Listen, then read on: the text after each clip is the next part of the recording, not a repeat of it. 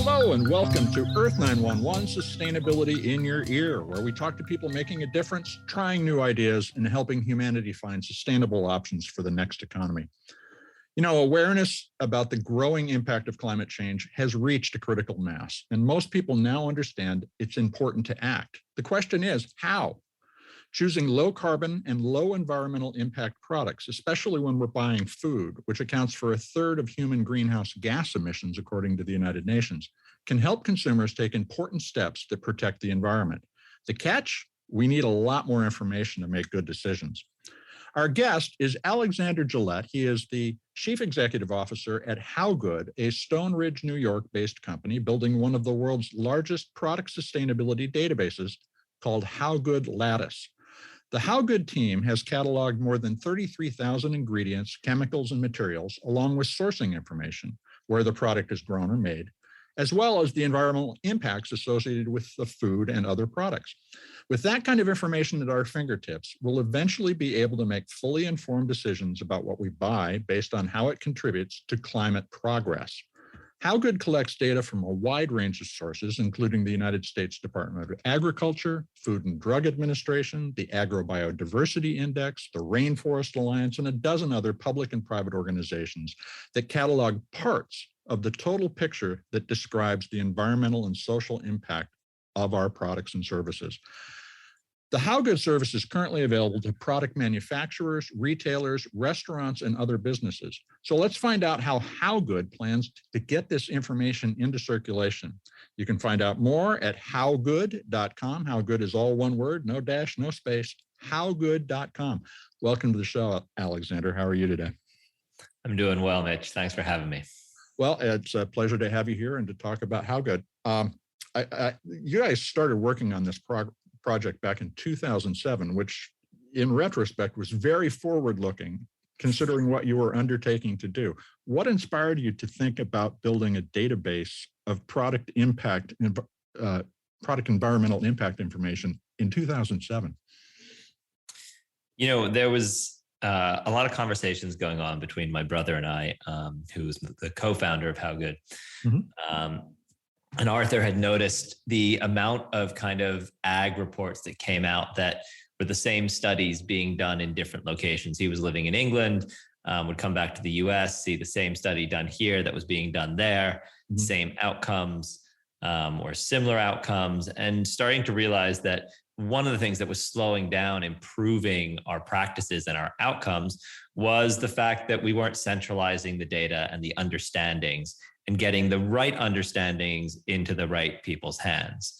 And so, you know, between that and the unintended consequences, it's such a prevalent force in the food system, meaning, you know, post-World War II, we tried to solve the lack of available calories, and we're still suffering because of the systems that we put in place to do that, right? So the reason mm-hmm. that we have such cheap corn and soy available to us. And so again, what we're looking at here is saying, okay, how do we improve things? But also what is available so that what are the outcomes that we're not currently looking at? So if we're targeting carbon, let's not, you know, offset and, you know, reduce biodiversity or create labor standards that are, you know, non-acceptable. And so it's finding that balance and trying to give people the information they need at their fingertips. So how are your current customers using it? Are they using the data to, for instance, curate what they make and sell, whether they're manufacturers or retailers, so that they eliminate unsustainable ingredients from their products? Or are they simply doing this to catalog the information so people can be aware of it? What's their motive? You know, different groups are using it in different ways. So you have groups like Chipotle who are showing the impact on your receipt. So you can see the carbon of the exact order that you made. You can see how it, you know, how much organic land was supported. You can see the reduction in water based on which ingredients you select. So a use case like that, we're cataloging what they're doing as well as allowing them to then communicate that. I think the they're also then using Latis, which is our main platform, which allows them to go in and look at their sourcing and look for ways to improve their standards and improve their outcomes. Latis is definitely the main way that most companies, are using our platform. The big 10 food producers, 5 have started using it since it launched a year ago. And we love that, right? We love that they're saying step 1 is catalog, as you put it, right? Is to see where they are now. But the real power of the platform is it allows them to model how they make changes and how they improve their outcomes. And so they can set, we track 247 different outcomes, different metrics. And so they can prioritize a subset of those, let's say, water, biodiversity, land use, carbon, right? They can bring those together and say, okay, how do we reformulate this product so that it performs really well on these metrics without causing a big negative in one of the other ones. And so the platform is designed to do that. And typically, when you look at a multinational, one of these kind of, top 10 food producers in terms of scale, they tend to have something like 1,000 people that are reformulating products, right? But they'll have 10 or 20 people that are on their sustainability team. Those 1,000 people that have reformulated products are typically doing it based on market prices, on how the food tastes, things like that. And so they haven't been trained on, the complexities of environmental and social issues. And, when we're looking at one of these issues for one ingredient, we bring together, industry experts and PhDs and universities to debate and to bring together a understanding of what happens when you institute these practices. And so in the past, we've put this on people who have no training in that to make these changes, because 1,000 people can't run all of their requested changes through a small sustainability team. And so what we're doing is we're allowing those sustainability teams to say, these are our goals. And then we hand the tools to the rest of those reformulators to be able to implement them and move their products towards it. That's really critical. You're hitting on something that we constantly run into when we talk with companies, which is that they have great goals potentially, but they don't have a way for anybody in the company to understand how they contribute to achieving those goals. So you're actually surfacing that information in such a way that it becomes part of the experimentation, the modeling they do to see what kind of outcomes they can arrive at. That's really interesting.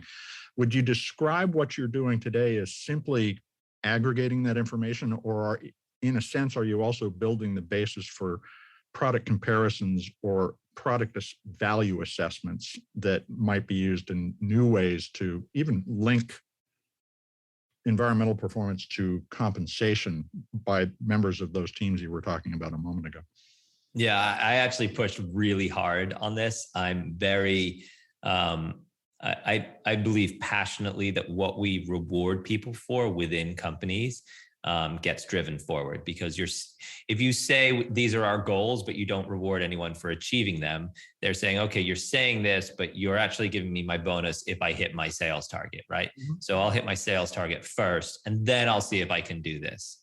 And so when we tie them together, people really respect and understand the fact that the company is committed. And so, companies that want to start rewarding employees, we'll actually offer them a freemium version, essentially, of where they can come in and use Latis to benchmark their products right off the bat, just so that they can start doing that. We want to encourage that kind of behavior as much as possible. So anything we can do to support companies that are trying to take that on, which can be a daunting task when it's first done, is, I think, critically important. You also are working on introducing new dimensions of sustainability into your analysis, particularly around regenerative supply innovation, which involves capturing all the regenerative farming and other nature positive activities a company may be doing to restore nature, in addition simply to, say, producing food. How are you gathering that information? And are there companies or other organizations like governments that are involved in mandating the availability of this information in order to drive companies to participate? We see a mix. I think the reality is that there's the opportunity for business to move faster than regulation, but regulation can be a key driver as well. And so you try and kind of force the regulatory bodies to start doing it, and then typically business will try and outpace them, which they can do. And so, it's a little of the chicken or the egg type of a conversation, but in reality, in either way, you end up with a chicken. And so we don't care which one comes first. We care that they exist and that it helps move and create higher levels of demand. What we found is typically, as soon as you start to surface the availability of doing this, and then you get some companies that start leading the way, and then you start to create customer demand, then either business or government will spur it forward. We're seeing it get pushed forward a lot faster in Europe right now than in US, but there's certain regulations that are being explored by the FDA that are very exciting in terms of carbon and scope 3 and how we start to actually make this something that has a level playing field and a level understanding of how we report it and how we talk about it. And I think by level, the key concept there is that it's comparable. And that's what we are often missing. So many companies come up with their own metrics, which at the end of the day can't be compared to anything else. Now, for instance, with regenerative supply innovation, it sounds like that was a direction you took organically based on what you were seeing in the market. It wasn't somebody came to you and said, we really need information about this. I mean, look, when you spend the last 15 years studying agriculture, it's impossible not to get exposed to regenerative ag and seeing the promise of a holistic approach to solving the complexities of the food system. And so, we've been massive supporters for a long time now. Some of our employees have, been huge in shaping it prior to coming and joining us at HowGood. And we just see the potential there of having a really profound change. And I think it aligns with the value system, right? At HowGood, we definitely don't think of sustainability as the end all be all, right? Because even if half the companies in the world become sustainable, we're still in a downward trajectory, right? And so to achieve some sort of balance, we need some to go beyond that do no harm and some to actually be improving or sequestering carbon or improving biodiversity, right? And I think when you think about it on a personal level, right, we think of it as a scale, like degenerative, negative impact, sustainable is the midway point, regenerative is the far positive. And when you think about it in terms of your life, you don't want to be just sustainable. You probably want to improve your community, make your family's life better, have a positive impact on those around you. And I think the reality is everyone working in their company, when they think about it that way, it's also true for what they want for the company that they're a part of.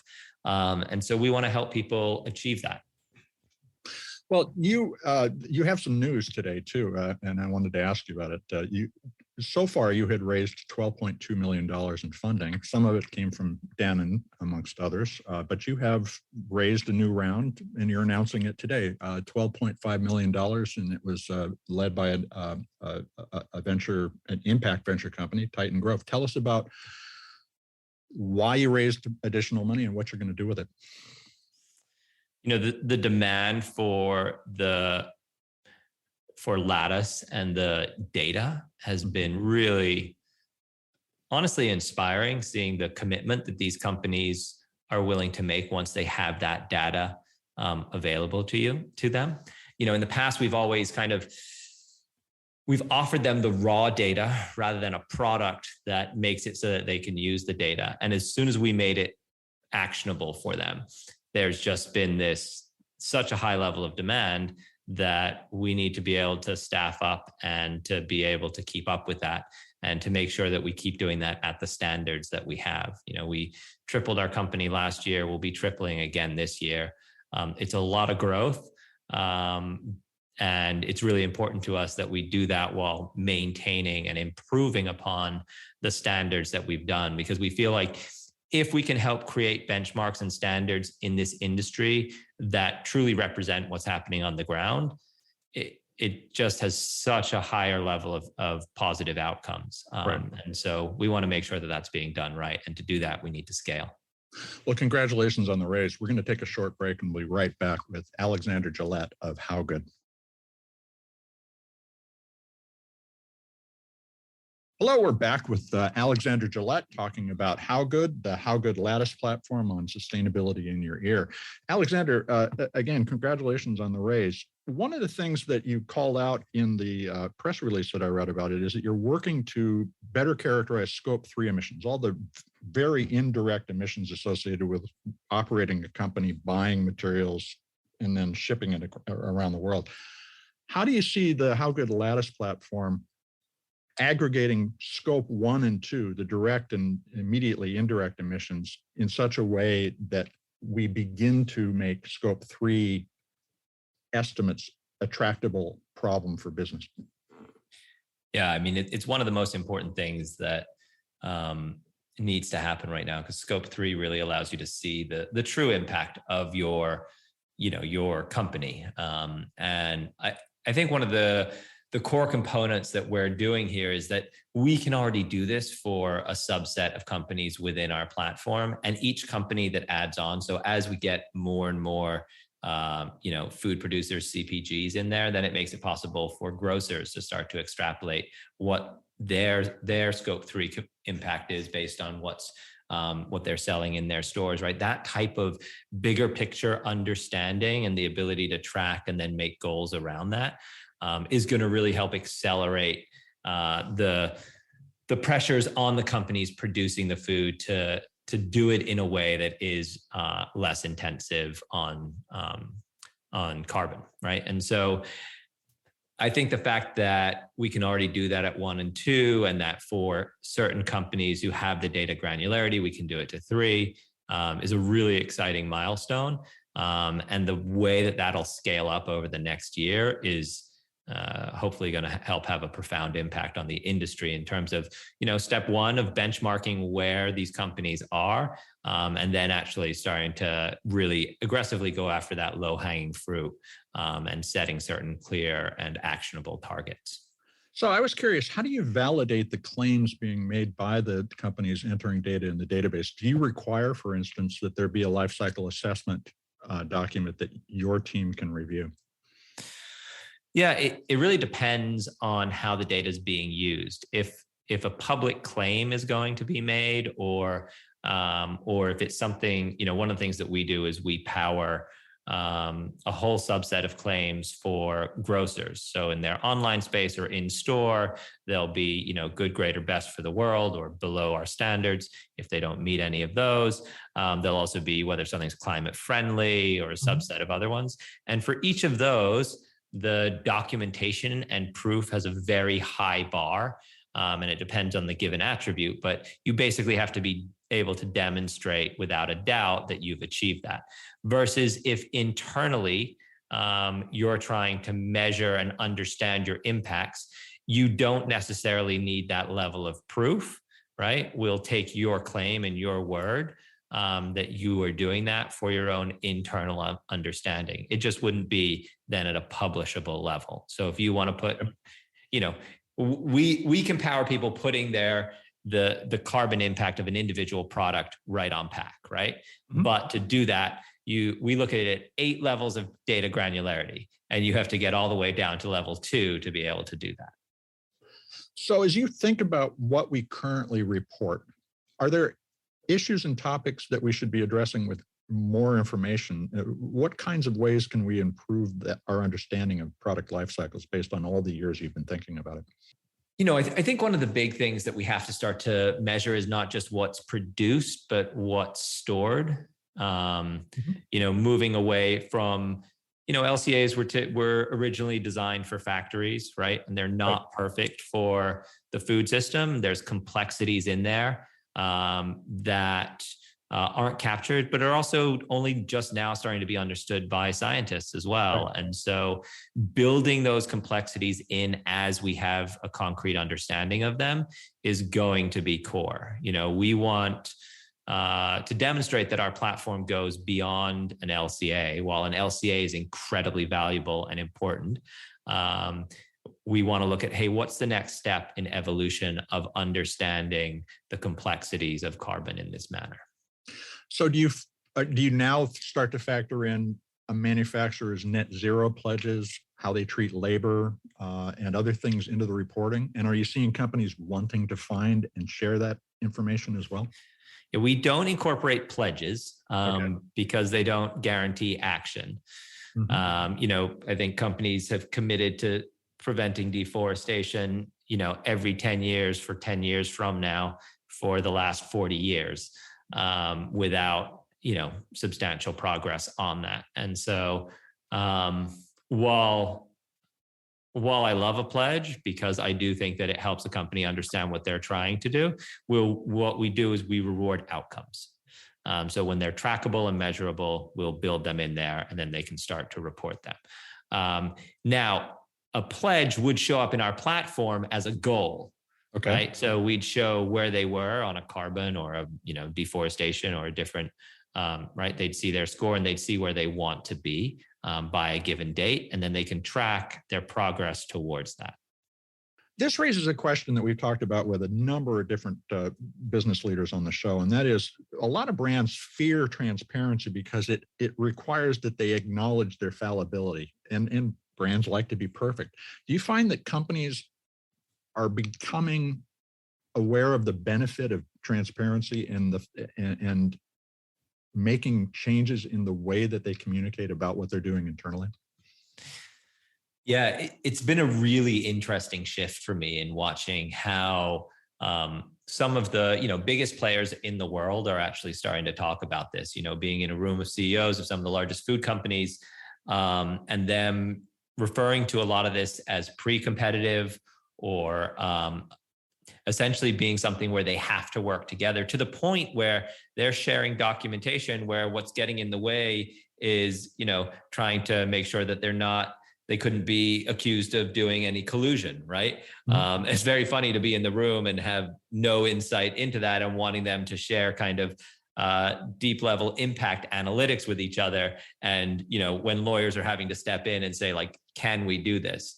But it shows the drive that I don't think anyone would have bothered to answer that question, and they're figuring out what they can share and sharing as much as possible. And I think that shift, this idea that there are pre-competitive as well as competitive advantages to starting to disclose more, is an exciting one. Is it perfect? Will there be bad actors? I mean, of course. Sure. And so what we need to do is to start to continue to reward those that hit those higher levels of transparency standards. We're also seeing, I think in the past it was customers pushing for transparency on the food producers, but now the food producers are pushing on the suppliers in a way that hasn't been done before. So an example of this is when a company in our platform reformulates a product, they then are looking for where they can source that ingredient based on the new standards.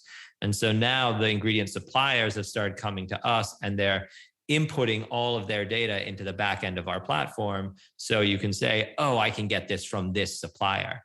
Now, the amazing thing about that is it's obviously a business angle for them because the product's already being reformulated. But in the past, these companies have been completely black boxes. You haven't been able to see their standards. You have to make certain guesses in terms of what their outcomes are and basically hold them to kind of the lowest level. And now they're actually submitting their documentation, farm locations, LCAs, all of this stuff. And that is a really exciting shift in the market. And we're excited to kind of bring that to the different people purchasing those ingredients. Hopefully we'll see the end of the non-disclosure agreement before you share information. But it seems clear to me as I listen to you that companies that refuse to share that kind of data and going forward are going to face really serious competitive difficulty. Yeah, I mean, I think we've seen a number, not to call any specific company out, but we've seen a number of companies that kind of refuse to accept these trends and have seen, 3% losses per year. And when you think of that for 1 year, it's fine. But this trend has been growing for, 15 years now. 10 of which have been at that kind of 3% loss rate if you don't speak to it in a better manner. And so that can be 30% market share over that period, right?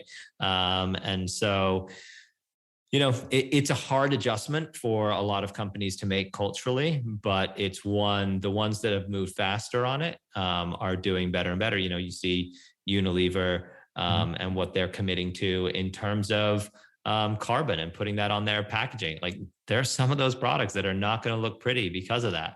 But what that's going to do is it's going to drive them to make them better, and customers will have trust in them because they're willing to put those labels on.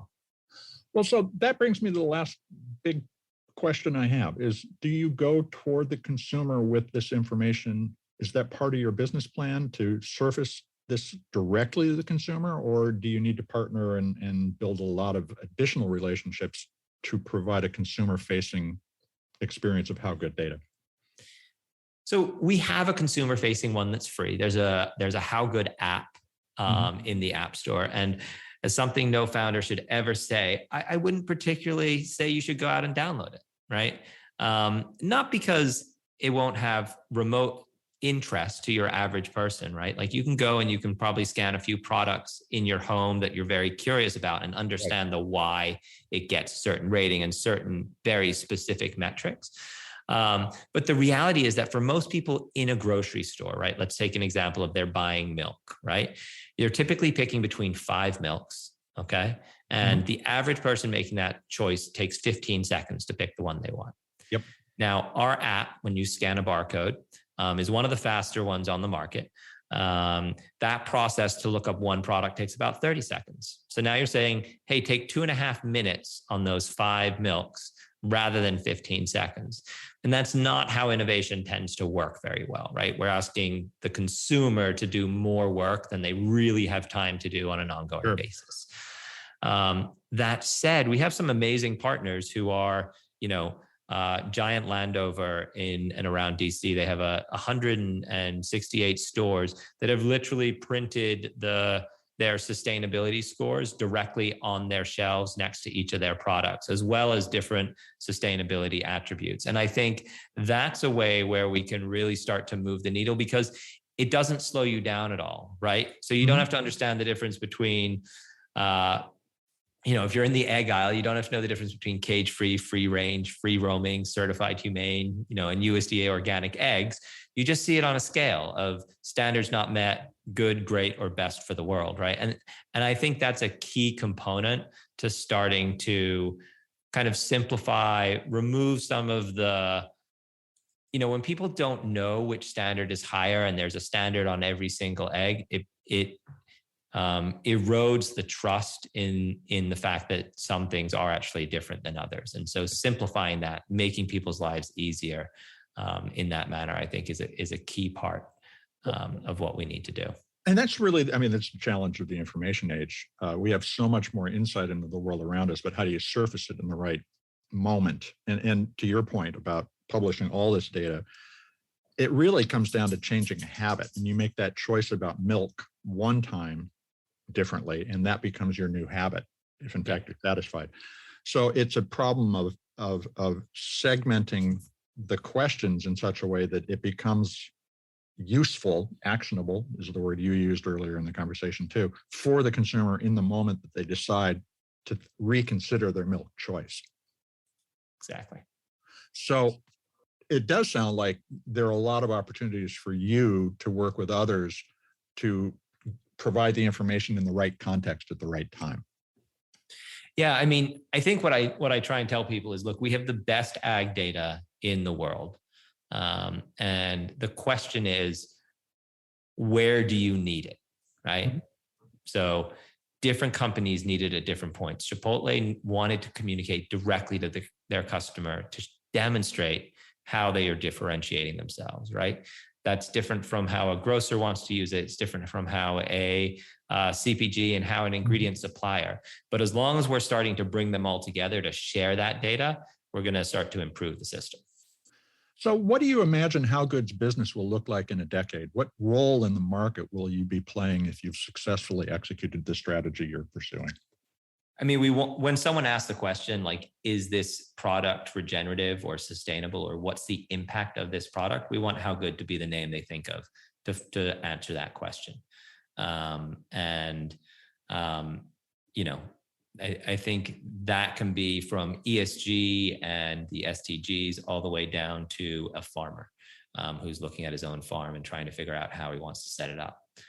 That's our long-term goal, is to be able to source and provide that information for people. A very Google-esque kind of a goal. Do you see yourself potentially being acquired by somebody, or do you stay independent as you do this? I mean, it's funny. We actually, we surveyed, and before building Latis, we surveyed an enormous number of people within the food industry about how they were researching the sustainability of products, of ingredients they were sourcing. These researchers within these huge organizations were saying that they Googled it. It's one of the rare moments where that's the wrong answer, and so I think, there are certain environments where you want to make sure that the data is trusted and where the understandings around it are made clear. And so we want to be able to provide it at that kind of a trusted level.